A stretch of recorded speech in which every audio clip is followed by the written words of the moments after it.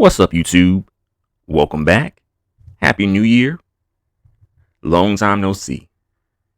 I know it's been a while, but I'm finally back with another video. In this video, I want to discuss the reaction to the situation involving the football player Travis Hunter and his fiancee, Leanna. So a quick recap for those of you who don't know, who aren't familiar, what have you. Travis Hunter's fiance, Leanna, said that Travis wasn't initially her type in regards to like dating. And this upset a group of people. This upset some people. And we're going to talk about that in this video. And by chance, if you are not one of those people and you are not interested in this story and interested in hearing my take on this story, then this video is not for you. And that's directed towards the group of people who be like, oh, I wasn't upset. Oh, that didn't bother me. What you talking about? I wasn't doing anything like that. To put it simply, if it does not apply, just let it fly. If I'm not talking about you, then I'm not talking about you. So with that low-key disclaimer out of the way, let's get into this. So as I mentioned, Travis's fiancée, Leanna, said that she was not initially attracted to him and possibly still is not attracted to him.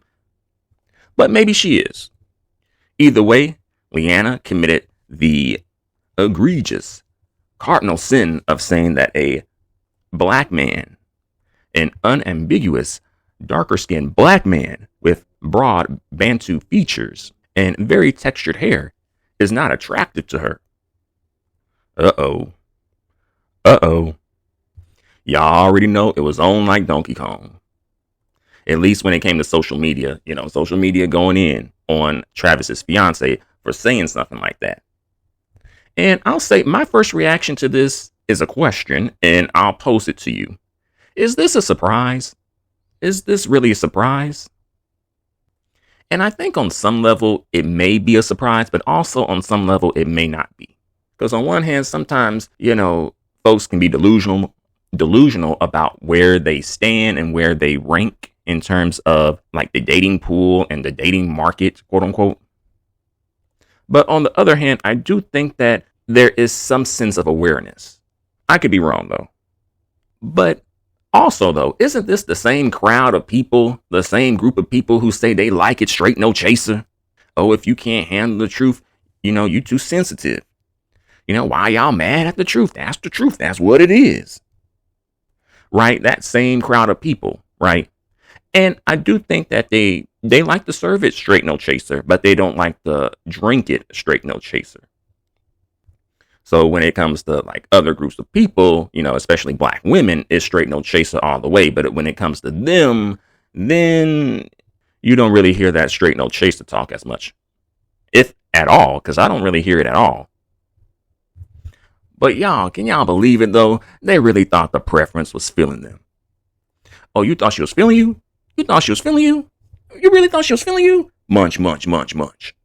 Didn't the has-been preference of the moment, Ice No Spice Latte, tell y'all already?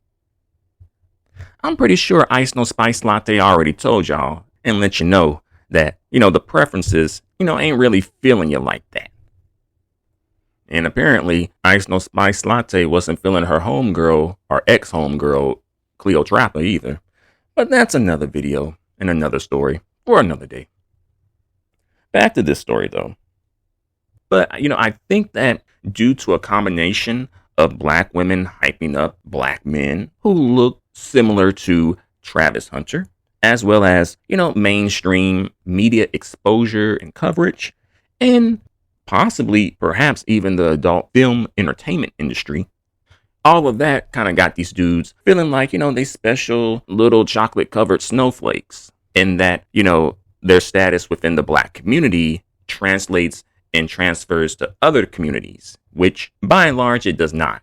Having money helps, definitely, which Travis Hunter has money, so that helps. But the thing is, it's the money and the status that comes with having the money that transfers and translates to other communities, not the racial aspect If anything, I think the racial aspect of it may be a hindrance, at least for black men. And I'm going to be real. I've said this before, but I'll say it again though. On average, and typically, black men's biggest wins when it comes to dating are with black women. Black women on average offer black men the best situation. Black women are very familiar with black men's struggles. Many black women are willing to work with black men, willing to build a brother up, willing to hold a brother down, willing to forego marriage, willing to go 50-50, willing to go 60-40, willing to go 80-20, or willing to go 90-10. Some of them are even willing to go 100-0. Or perhaps like 99.99999 repeating and then like a zero little, like a 0.0000001%. And when it comes to non-black women, I don't think that they're willing to do the same for black men nearly as much. Yeah, there are some, and I feel like those some are probably low-key not considered top tier women within their own communities. So basically, more or less a throwaway of their own community. And enough black men are willing to accept that. But on the other hand, I definitely can see black women winning with black men, but also with non-black men. I do feel like black women do have the option to, win with a black man or a non-black man. Do you agree or do you disagree? Let me know in the comment section. But more about the situation with Travis and his fiance. So some people are saying, at least a few, have accused his fiance, Leanna, of grooming him because I believe she's a little bit older, maybe by 2 or 3 years. And at one point they may have lived together, like before they started dating. And I'm like, well, isn't this the same group of people who staunchly defended R. Kelly, when he was grooming Aaliyah and grooming many other underage girls? But that was cool. Y'all defending him then and made excuse after excuse after excuse for that when that was right in your face. But when this is just this is a possibility, could be, let's hype it up. Baka. Get out of here with that foolishness. All right. Then there were some people making and drawing comparisons between the situation that's happening with Travis and his fiance with the situation that happened with Simone Biles and her husband, Jonathan Owens. And some people saying that, well, when it happened with Simone Biles and a black woman was on the end of not being considered the preference or, what is preferred or who is preferred rather. Basically, the response was either from black men. It was typically, hey, just be happy you're chosen. Sis, just be happy somebody chose you. Just be happy somebody invited your black ass to the party. And, black women's reaction to the situation with Simone Biles, when it comes to the black women who, want to be picked by black men strongly, it was more so denial or just trying to brush it off. While in the situation with Travis and his fiance, it seems like that same group of people are not reacting the same way that they reacted with Simone Biles. They are not telling or implying that Travis should just be happy with being chosen. Travis, he should just be happy that somebody invited his black ass to the party, to the preference party. The reaction is more so, hey, that chick gotta go. She gotta go. From black men and, from the black women who very, very much want to be picked by black men.